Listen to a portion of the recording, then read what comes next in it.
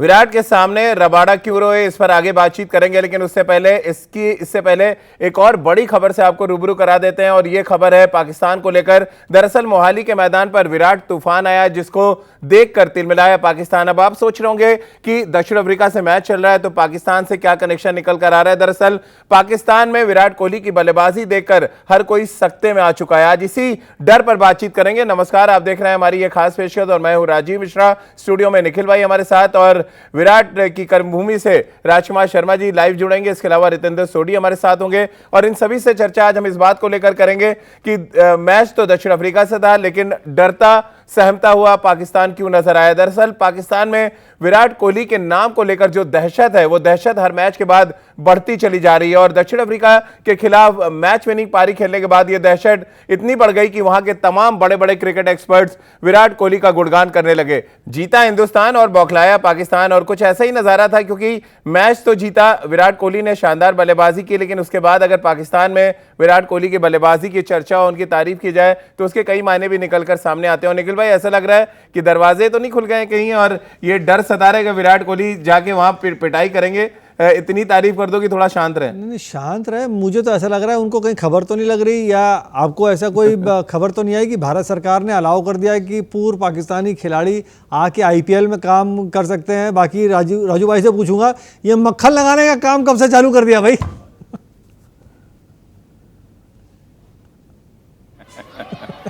बिल्कुल ठीक कह रहे हो निखिल आप।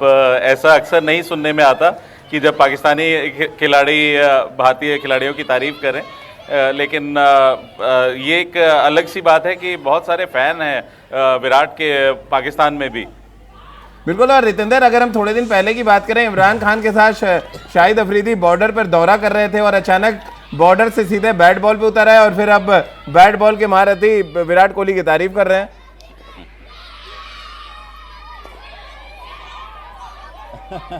जी हाँ, बिल्कुल। और जैसे भी राजकुमार जी ने कहा, निखिल ने भी कहा, ज़्यादा हम देखते नहीं हैं पाकिस्तानी प्लेयर्स भारतीय बल्लेबाजों की या भारतीय टीम की तारीफ करते हुए। हमेशा कुछ ना कुछ एडवर्स कमेंट आता है, लेकिन ये है करिश्मा, ये है जादू इस लड़के का, विराट कोहली का। जब ये खेलता है ना, समय रुक जाता है। I think he is one of the best batsman in the world. और ऐसी बातें मैं राजीव थोड़ा पीछे जाना चाहूंगा, सचिन तेंदुलकर की होती थी जब वो जमाना था, और ये जमाना है विराट कोहली का। लेकिन पाकिस्तान में इस तरह की चर्चा होती क्यों है? जब विराट कोहली रन बना देते हैं तो कहते हैं निखिल भाई कि वो विराट कोहली की तरह खिलाड़ी ढूंढना चाहते हैं, फिर उनके कुछ बल्लेबाज बाबर आजम और कुछ और बल्लेबाज जो यंग हैं उनको विराट कोहली के बराबर खड़ा कर देते हैं। और अब अचानक एक बड़ा बदलाव देखने को मिलता है जब से कश्मीर इशू आया है कि अब विराट कोहली जैसा बैट्समैन ही कोई नहीं है। ये क्या दो तरफा बात क्यों होती है? जी भाई, ये आज की नहीं, अगर आप 20 साल पहले भी चले जाएं, जब सचिन तेंदुलकर रन बनाते थे और लगातार शतकों की झड़ी होती थी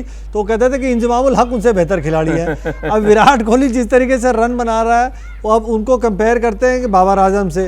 अरे भाई, कहाँ विराट कोहली, कहाँ बाबर आजम। मैं उनका अनादर नहीं कर रहा, लेकिन अभी मेरे को लगता है बाबर आजम के उतने मैचेस नहीं होंगे जितने ज़्यादा विराट कोहली ने शतक बना दिए हैं। पहले उतने मुकाबले तो खेलने हम सब चाहते हैं, लेकिन ये आज से नहीं, बहुत सालों से इनकी दिक्कत चली आ रही है। मुझे तो लग रहा है ये सिर्फ वापस आके भारत में काम करने का हिसाब किताब, अपनी जो दुकान चलाने का सिस्टम है वो खोज रहे हैं। बिल्कुल। और राजकुमार जी, कुछ दिन पहले और जाएं, अहमद शहजाद को भी विराट कोहली के बराबर खड़ा करते थे। आज अहमद शहजाद कहाँ पर हैं ये किसी को पता नहीं है।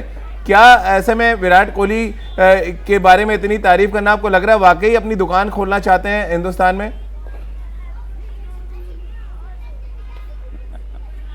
बिल्कुल राजीव, हो सकता है क्योंकि बहुत ज़्यादा तत्पर हैं वो लोग किसी तरह भी आईपीएल में इन्वॉल्व होने के लिए या कमेंट्री के लिए भारत बुला ले, क्योंकि उनके देश में बहुत ज़्यादा फैसिलिटीज़ नहीं है। सभी जानते हैं, कोई वहाँ जाकर क्रिकेट नहीं खेलना चाहता, कोई इंटरनेशनल क्रिकेट पाकिस्तान के साथ नहीं खेलना चाहता उनके देश में जाकर।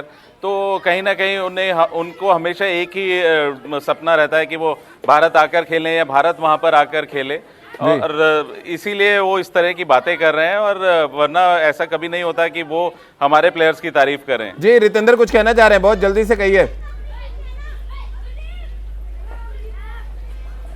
जी, मैं यही कहना चाहता हूं, अभी तो फिलहाल उनकी अगर मीडिया की बात करते हैं, दुकान बंद रहेगी भारत में और बंद रहनी भी चाहिए। और एक और कारण है, क्योंकि निखिल चोपड़ा जी जैसे अब स्टार कॉम बॉक्स में पहुंच चुके हैं तो किसी पाकिस्तानी की या किसी और प्लेयर की वहां जरूरत नहीं है। जी मोहाली के मैदान पर विराट कोहली ने धोया और रबाडा रोया, कुछ इसी तरह का नजारा था कल मैच में। और राजकुमार जी, विराट ने बहुत वाकई जमकर धोया दक्षिण अफ्रीका को कल।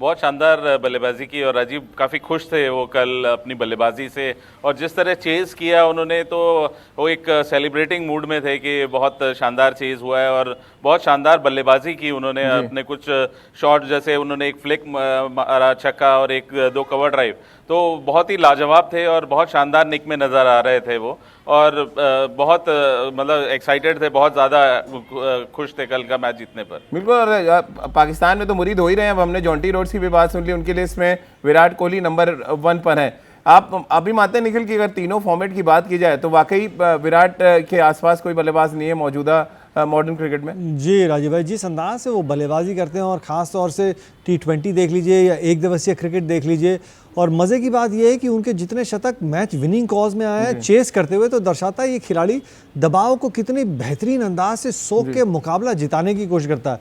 और जॉन्टी रोड्स जैसा खिलाड़ी शख्सियत कह रही है कि इनको बल्लेबाजी करते हुए देखने में मज़ा आता है, इसीलिए आज के समय पे ये विश्व के सबसे लोकप्रिय खिलाड़ी है, क्योंकि इनकी बल्लेबाजी देखने में ना बहुत आनंद आता है। बिल्कुल। और तीनों फॉर्मेट में जो औसत है, एवरेज है, वो 50 से ऊपर का है रितेंद्र। और जो बड़ी बात उन्होंने कही कि जब उनसे पूछा गया कि आप किस तरह से अपने आप को मोटिवेट करते हैं, और उन्होंने कहा कि उनकी टी शर्ट पे जो इंडिया लिखा है वो बहुत काफ़ी है उनको मोटिवेट करने के लिए। किस तरह से आप देखते हैं उनके इस बयान को? बहुत बड़ी बात है। मुझे लगता है जो उन्होंने बयान दिया है कमिटमेंट का, जो भारतीय कलर का, भारतीय जर्सी का, this shows his commitment towards this great game. जान देते हैं अपनी टीम के लिए और वो नजर आता है। और राजीव, मैं एक सवाल छोटा सा निखिल से पूछना चाहूंगा, क्योंकि इन्होंने जयसूर्या को उनकी पीक में बहुत बांध के रखा, पहले 6 ओवर में उनको मारने ही नहीं देते थे। अगर निखिल इस फॉर्म में आप विराट को बॉलिंग करें तो कहां उनको पकड़ेंगे? सबसे बढ़िया है एकदम यॉर्कर डाल के लॉन्ग ऑन पीछे करके सिंगल देके दूसरे बैट्समैन को फंसा लो, क्योंकि उनको नहीं फंसा सकते।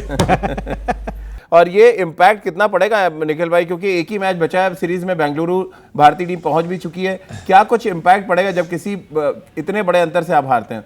देखिए, बहुत ज़ोर से इम्पैक्ट रहेगा, और जो आपके मेन बल्लेबाज है दक्षिण अफ्रीका के, उनके ऊपर दबाव ज़्यादा होगा। क्विंटन डिकॉक ने 50 बनाया, उनको पता है कि उस योगदान से ज़्यादा भारतीय टीम के ऊपर दबाव बना नहीं, तो उसको और बड़ा योगदान करने की कोशिश होगी। बवूमा ने जो रन बनाए, डेविड मिलर का योगदान और होगा। गेंदबाजी हम सब कह रहे थे कि उनका डिपार्टमेंट एक जो है वो मजबूत है, लेकिन ऐसा कुछ लगा नहीं कि मजबूती नज़र आई कि कोई भी भारतीय बल्लेबाज परेशान हुआ। तो दबाव बहुत होगा, उनको पता है कि कुछ अद्भुत करना होगा, तभी आप भारतीय टीम को हरा सकते हैं उनके घर में। चले निखिल भाई, बहुत बहुत शुक्रिया आपका। राजकुमार जी और रितेंद्र, आपका भी बहुत बहुत शुक्रिया हमारे साथ जुड़ने के लिए। तो आज हमने चर्चा की पाकिस्तान के उन खिलाड़ियों के बारे में जो मैदान के अंदर खेल करते हैं और बयानों से भी अपने खेल करते रहते हैं, मैदान के बाहर किस तरह से, यानी कि राजनीति के मैदान पर किस तरह से वहां के धुरंधर खिलाड़ी भारत यानी हिंदुस्तान के खिलाफ खेल करते हैं। इस पर आगे आप बड़ी चर्चा देखेंगे मनीष अवस्थी के साथ देश के सवाल में।